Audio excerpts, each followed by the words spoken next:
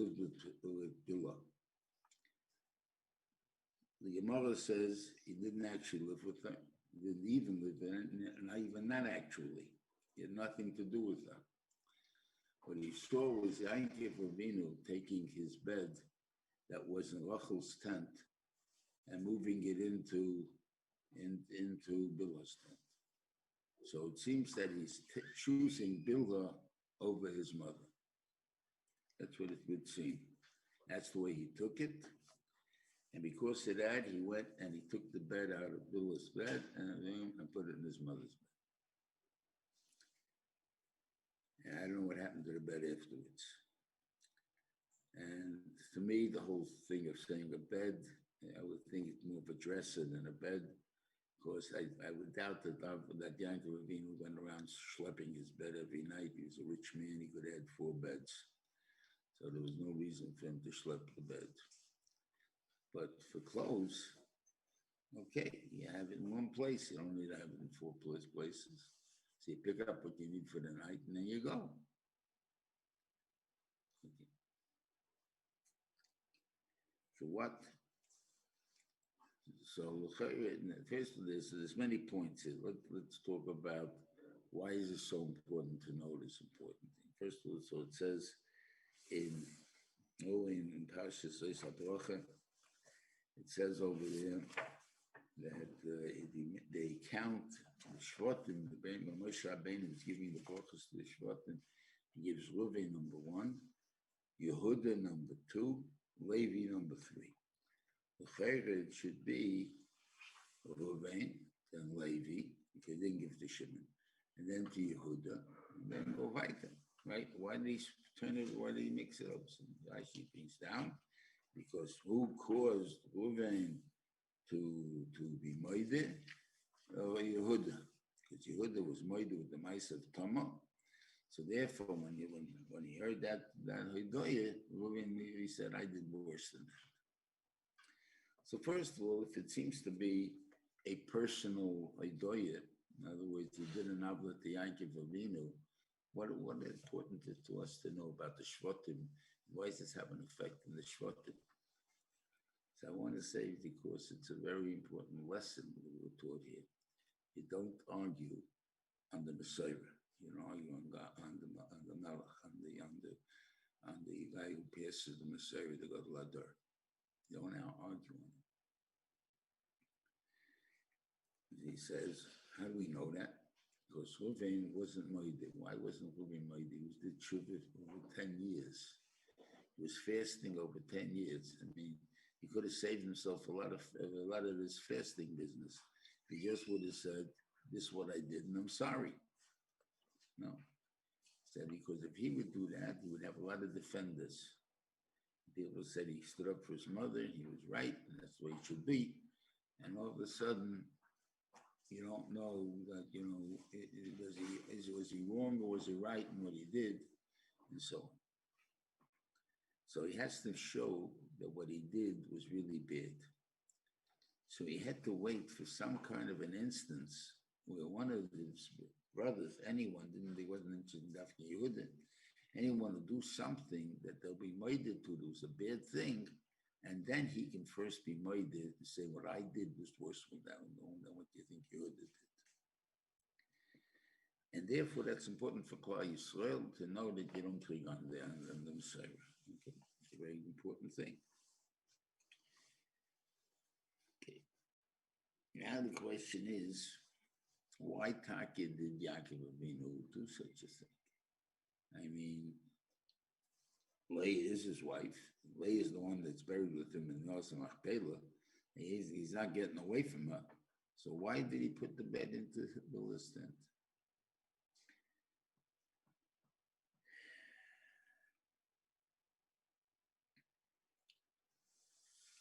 So this is the way it comes to me, that the reason he did it was because he didn't want to put down Leah. If he would have put it into Leah's tent, then everybody would have said, you see, she's number 2. As long as Rachel was alive, it was in Rachel's tent. Now it's Rachel's dead, it's in Leah's tent.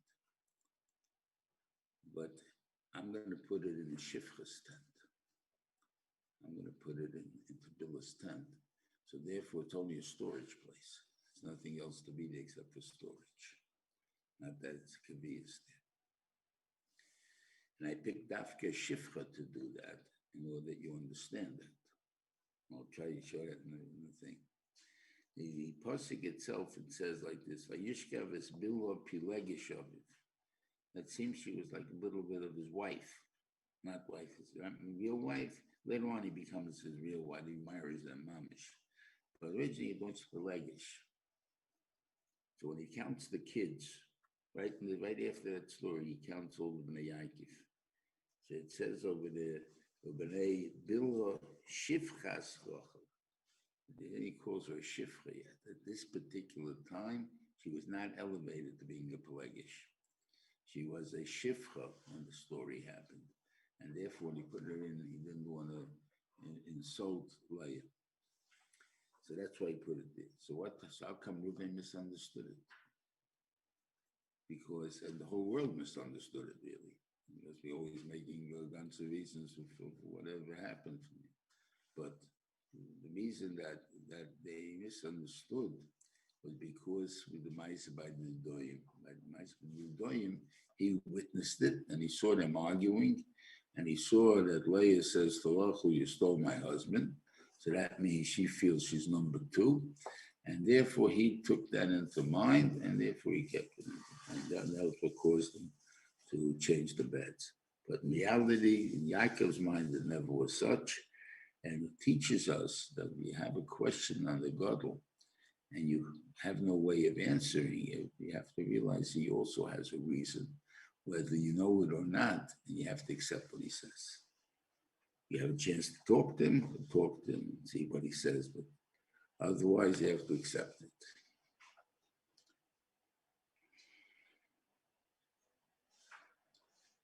Okay. Now we get into the wives of Esav. These are the thing there, the children of Esav. He took his wives from Canaan. It's Oda bas Elon Achiti.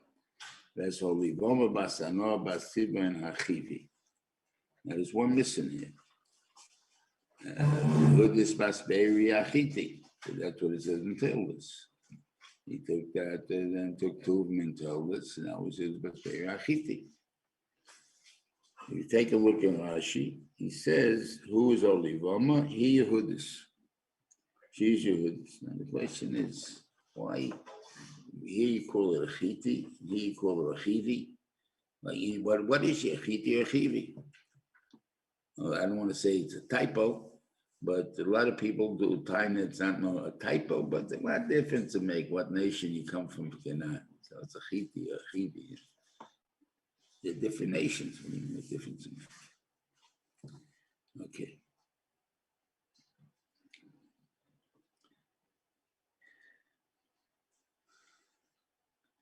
Yeah. What is we find a medrash that says that Rashi brings it down even to this. You have Timnah, Achai Shlit and Timnah. That was one that the pasuk that they were like, what purpose did it happen to tell us Achai Shlit and Timnah? So Rashi brings down that to tell you that she's Yuchis to Leiton, which he was what do you call it, aloof. Count, call him a count, call him a earl, a duke, whatever you want to call, right? So she was a pretty high person, personage. Who does she marry? She marries, she doesn't even marry, she becomes the Pelegish of Eliphaz, right? And she gets Esav. This girl, this woman, went to Avram Avinu to be Meguya. They want to make Gaia. Went to Yitzchak, and Yitzchak didn't want to make Gaia. So she had no Eitzah, and she went and became Pelegish to Esav. That's what Rashi says. That how much of the idea, the Gedulasa Avram, to teach how great Avram was, that this woman who was what she called, she wanted to be Dabik Bizarre Shal Avram. I want to have a child, I want to be tied up with the children of Avram. So the kosher ones don't want to take me, so he went to Esav. Whatever it is, Esav still better than the other ones in the other nations, so therefore went to Esav.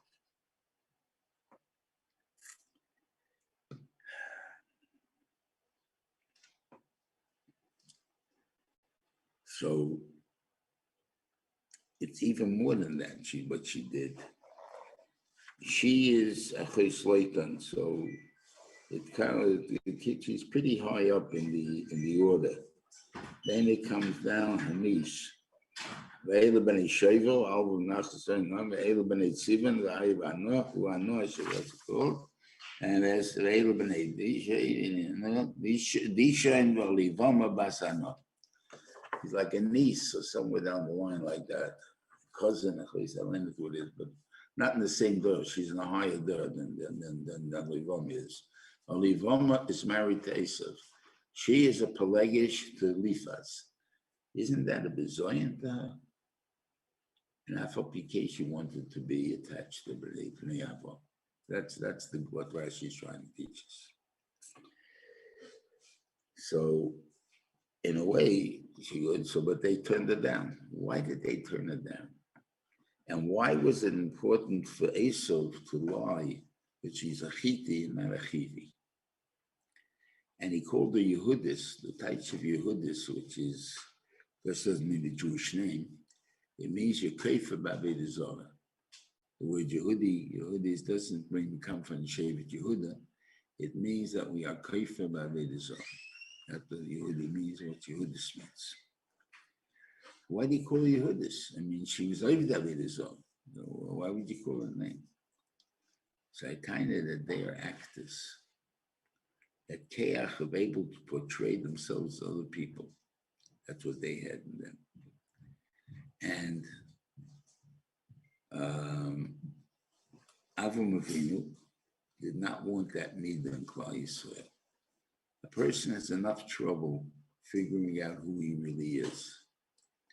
And to throw into it the ability to become other people, then you throw this person off completely, he wouldn't know what to do with himself. And that's important why they didn't want to accept him. The Rebbeinu Shalom, on the other hand, before we'll bring Yerayas to this, in the first one is Yehudis Basberi, that he thought he'd pierce it off. And he did pierce it off as a Chiti, but not as Yehudis. He wasn't religious, that's for sure.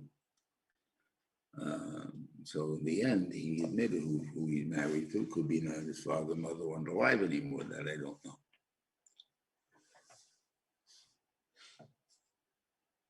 So he goes back to her real name.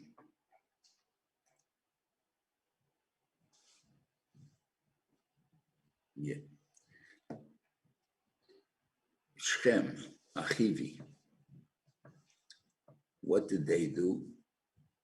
Hamor and Shechem both went. Hamor did the talking. Voice on to Yaakov Avinu. And he tells to Yaakov Avinu, let's make a deal between the two of us. You'll be on top, we'll be on bottom. Right? In other words, you'll give us your daughters and take our daughters. No, not that we give them to you. Then he goes to speak to the people of his town to make the milah. We want them to come together, so therefore we'll take their daughters and we'll give them our daughters. Now, it will be on top. Call it a politician, or whatever it is, but obviously you have to be able to talk out of two sides of your mouth. And that's also an actor. Yeah, you both are sincere, knowing I'm not going to do what you say, or what I'm saying now, and I can say it convincingly. That's an actor. We find in Yeshua the Givonim that were Chivis, those 5 cities that came to make peace with Yeshua and claimed they came from a far distance. And really, it was next door. But obviously, they put on a good act, and they fell for it. Right? The main Feisntein is on Klal so fully for it, but they fell for the act. So obviously, it was a good act. That's the Chiv. So he doesn't want that in Klal Yisrael. But the Rebbeinu Shalom did want it in Klal Yisrael. Was it and the Klal Yisrael was Osnas. Osnas married Yosef. The Gemara says Osnas was the daughter of Dinah from Shechem. So that means the bloodline is 50% Chivi in her, right? And Yaakov Avinu didn't want her, so he left her in a box with a kamea. The people should take good care of her, but he didn't want her to be part of Klal Yisrael. And what's his name? Found her, Potiphera, and he raised her, and that ultimately she marries Yosef. Now let's go into the Ma'aser that's in Vayechi over there. That says that when Yosef brought his children, Ephraim and Menashe, to Yaakov Avinu, he couldn't give him a bracha. The Shechina left him. Now Rashi says, why did the Shechina leave him? Because of the shame the children they have. I don't know what he wants from Menashe, so I'm not getting into that. But the two from Ephraim, Yoram ben Avot and Achav, is no kasha. Why he left him. So he says, I want to see the Shaksub, I want to see your star. Which star are we talking about? Shaksub, Star Avis, first of all, both of them should be by the wife. But I don't know he could have married her because there's no Aiden, like how the Star Kedushin, just like he gave her Ksubit. But anyway, whatever it is, why do he ask for the Ksubit? Because in the Star Kedushin it doesn't say any names. It says, I marry you. Or with this star, I marry you. Whoever gives it to whoever it is, it's a star kedushin. But the ksubah, it's a money thing. I have to write down Osnas, Basdina, Baswadi, all the names there. So Avraham Avinu wanted it. So Yaakov Avinu wanted to see what's his name. He saw the name Osnas. Once he saw the name Osnas, he said, now it's mine, Taki. So mine, I can give a bracha to. So I have a chesaron. I think I wanted to keep this out, but the Reuven should put it in. So it's in. Why would the Reuven want to put the Smida into Klal Yisrael? I believe, besides trying to get out this time and good Magidim and stuff out there who can put up a good story, I think the main reason is we live in Golus. And we have to go to Golus, we have to deal with the Goyim. And when we deal with the Goyim, we have to give them a feeling that somehow their values are our values at certain times anyway. And because of that, we have to put on an act. And, or Amaratzis, because the Talmud told we got to put on an act. So therefore, this care to act is a very important care. So therefore, that's what it was. It came into Rud Klal Yisrael to us. On the other hand, there are certain midas that the Reuven doesn't want to come into Klal Yisrael at all. And what are those? What do you call it? They were a Mam and a Moyav, which they had no Hakos Hatayv. A lot of people don't have Hakos Hatayv. Hakos Hatayv is means forever. That's what it means. Is the mafia is Mishalim, they pay off the debts, meaning you saved my life once. So because of that, I'm not going to kill you today, but watch out for tomorrow. Because that way I saved your life once, or even. No such thing as even by Hakos Hatayv. Hakos Hatayv, you did me a favor. I'm indebted to you forever and ever and ever. So there is no shortcut. And that's the point. So they didn't have that feeling, that midah. Could be nobody has it, but you have to be tested before we'll give you ammunition because of it. So that's the midah of that dimension that says they can't come into Klal Yisrael ever.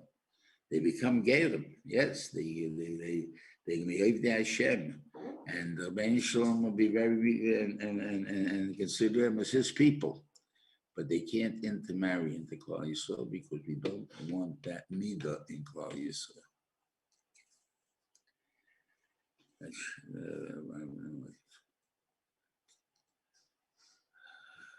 Esav and Mitzrayim, we don't want the midah of Avchar b'Chatichya or whatever Mitzrayim has, but also this type of midah. But the nation feels on the 2 generations of Torah by a girl to train the kids in the right way. He's going to bring him in the 3rd generation. We can accept it. This is the time, so because to get through it out. But it's all shvel to me. We know Gershon is Gaia Ketinik Shenela Dami. It's like a new person. So why do they have these midas in them? So I want to claim that there's 2 types of midas, which all psychologists didn't know about, and they all think about. What do you call it? Nature and nurture. I mean, and what's genetic and what you learn. 2 different midas. Right? So the Vayishlach tells you this. Tinik Shenela, I mean, Gershon is God, Tinik Shenela Dami. So a little baby, why do you say like a little baby? Why don't you just say Ish Chodosh, Chadosh, or something like that? Could use the same language. Why can Tinik Shenela? So Tinik Shenela has no learning midas, hasn't learned anything yet. But genetic midas he has. So the genetic midas that exist, which now Noakos Atayv, Achav Chatichya, whatever it is there, which may have to be erased or whatever it is there. Otherwise, Klal Yisrael is willing to accept any other midah right away. Understand that, even though they seem to be no good, but in the right atmosphere, the right way, and done it will come out to be good. That's the thing. That's it. The raya that this, who is talking about that is the ger tzedek, and was a guy who would be a terrible person if he was not. Nebuzaradan. Nebuzaradan is the general of Nebuchadnezzar. That means he has control. He has control over millions of people, millions of soldiers, and he's what do you call it? He finally saw the real light, and he's called the Busach HaKabochim, the butcher, and he commanded certain things in Yeshua Yehuda to be killed for no reason at all. And so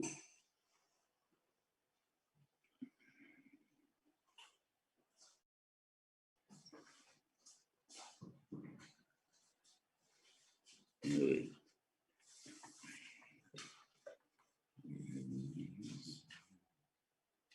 Yeah.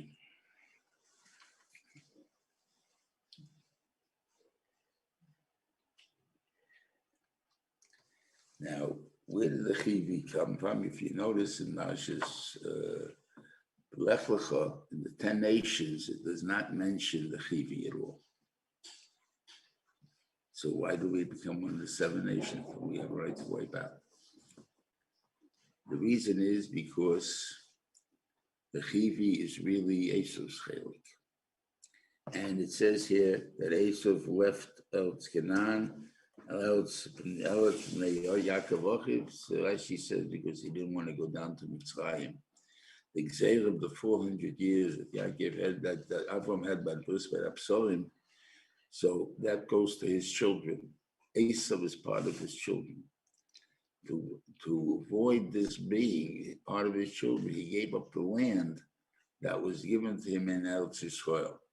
So that chelik of chivi, that's in Eretz Yisrael, that should have been Esav's, now becomes the Klal Yisrael's ability to take it now. Because in reality, it's supposed to come to us Lashed Lovei. They are Esav and Amnamoyab, they're the Keni, Knizi, and Kadmoni. So one of them would have had the chivi, Esav would have had the chivi. And since they had the chivi, and we'll take it over at that time. So chivi really is going to be ours ultimately, Lashed Lovei. So since they gave up in that part of the chivi, that we take it now. So therefore, this became part of us now. How do you know that the chayri is a chivi? No, it's that this is the chelik of the chivi, but they don't live in Eretz Yisrael. They live outside of Eretz Yisrael.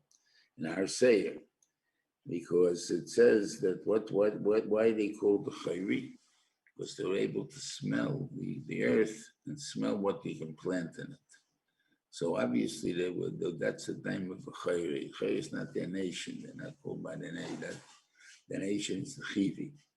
That's why it's brought down here, because the Livom of Asano Chivi and Chiv over here among the Chayri. So obviously the Chayri and the Chivi are the same thing. That's where Esav finally went and was on. Just for historical cases, what can we call Rome? What do you call Edom? Those Edom, because Rome is Svo. One of Aliphas' sons, Svo, went up to Greece, and there with Italy was considered part of Greece. He became king of the Kittim, and whatever it is, and they could have been in Italy. And therefore, in Italy, that's where they made Rome, the city, and the nation, or whatever. So that's where he was. All right, time, right place. A good Shabbos, everyone should be at Tzlocha.